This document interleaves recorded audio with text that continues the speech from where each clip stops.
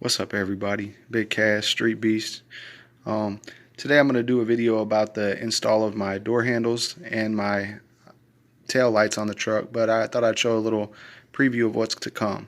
This is the whole gasket and bolt set for the 5.3 that it's going in the C1500. I decided that I would go ahead and put the Torker V2 cam in it that I had that came out of my Camaro.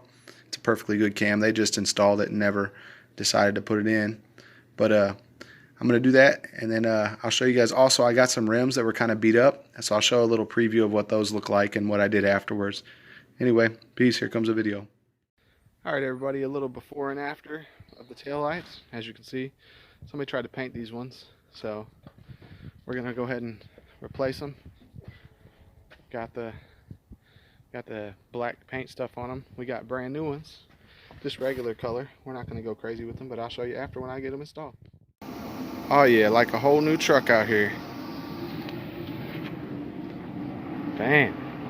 Next thing we're going to tackle is the door handles. About to do that now. Take a video of that next.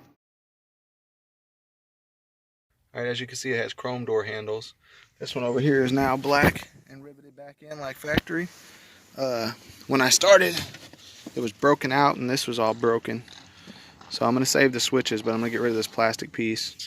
And then I got one from the junkyard. It's a little dirty, but I'm going to clean it up and put it up in here. So that's my next goal. But then this will be back on there and it'll be back to original looking. And so now we're going to tackle that side and get that door handle fixed. And then we'll come back to you, show you some more shit that we're doing. Alright, y'all, so I got both door handles back in. New. Got the rivets like stock. I'm a beast. What can I say? Now, before I put it back together, this window didn't work. And then I'm looking, look at this here, the things that you find.